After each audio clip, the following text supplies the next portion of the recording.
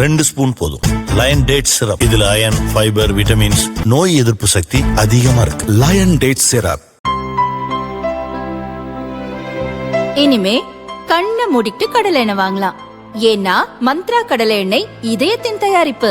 வறுக்க, பொரிக்க, ஏன் எல்லா சமையலுக்கும் மந்த்ரா தான். மந்த்ரா கடலை எண்ணெய், அபார ருசி, ஆரோக்கியமான உடல் நலம். வீட்டுக்கு ஒருத்தனுக்கு வேலை உண்மையிலே கொடுப்பேன். உன் பிள்ளைய படிக்க வச்சிருவேன்.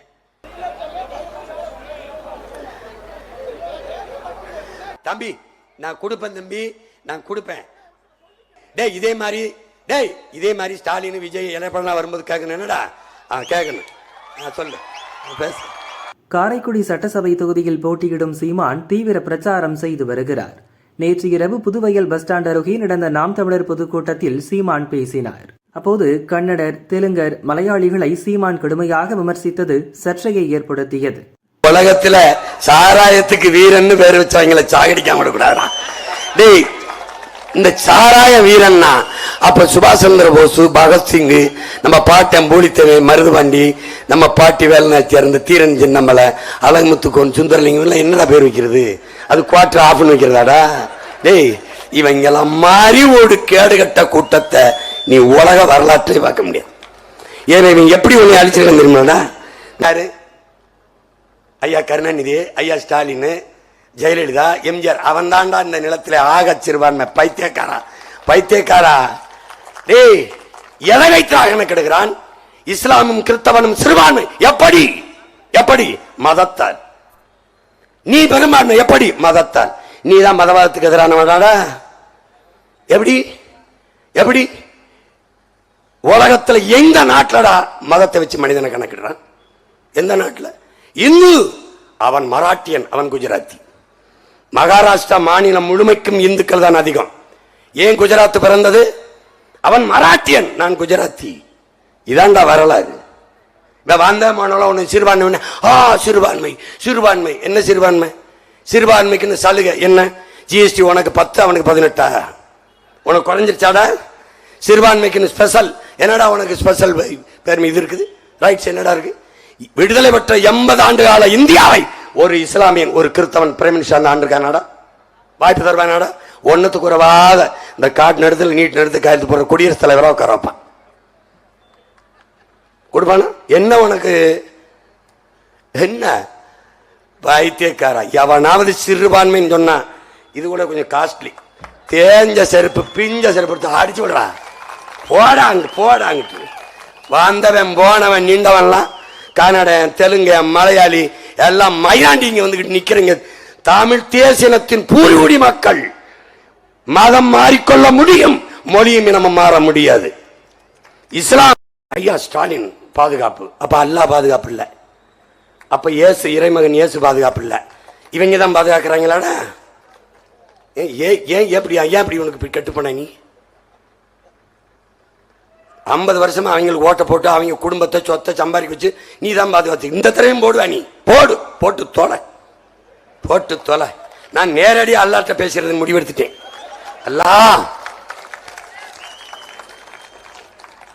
தொடர்ந்து பேசிய சீமான் வீட்டுக்கு ஒருவருக்கு அரசு வேலை கொடுப்பேன் என வாக்குறுதி அளித்தார்.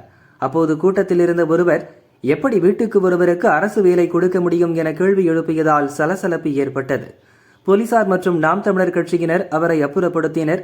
பின்னர் அந்த நபரின் கேள்விக்கு சீமான் பதிலளித்தார். வீட்டுக்கு ஒருத்தனுக்கு வேலை உண்மையிலே கொடுப்பேன். உன் பிள்ளைய படிக்க வச்சிருவேன், மருத்துவம் கொடுத்துருவேன், தண்ணீர் கொடுத்துருவேன்.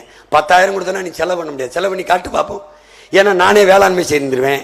உனக்கு காய்கறி, அரிசி, பருப்பு, அது பஞ்சம் இல்லை. கரும்பு நான் தந்துடுவேன், வாழை தந்துடுவேன், தென்னை தந்துடுவேன், தேங்காய் தந்துடுவேன், எண்ணெய் தந்துடுவேன். எல்லாமே என்கிட்ட இருக்கு, கவலைப்படாத. முல்லை, குறிஞ்சி, மருதம், நெய்தல், அங்காடி.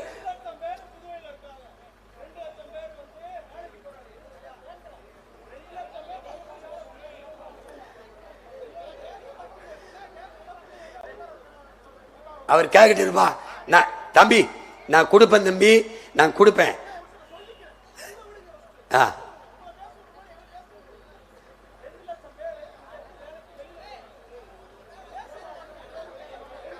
பேச விடுப்பா. டேய் இதே மாதிரி ஸ்டாலின், விஜய் எல்லாம் வரும்போது கேட்கணும். என்னடா கேட்கணும், சொல்லு, பேசு.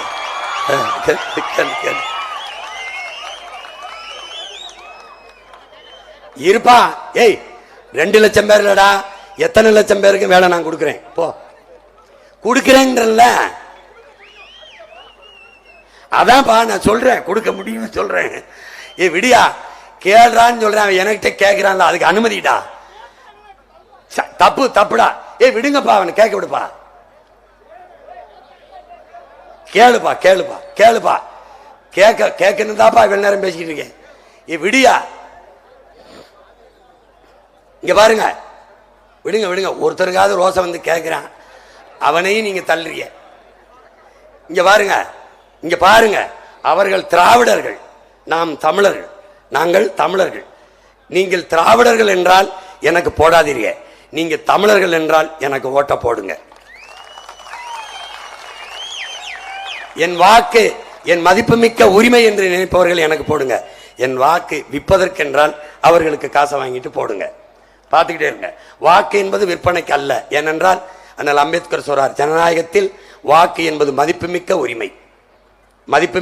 அதை விற்பது என்பது அவமானகரமானதுங்கிறார். நம்முடைய தாத்தா தெய்வ திருமன் முத்துராமலிங்க தேவர், வாக்குக்கு காசு கொடுக்கிறவன் பாவி, அந்த காசை வாங்கி கொண்டு வாக்கு செலுத்துகிறவன் தேச துரோகி என்கிறார்.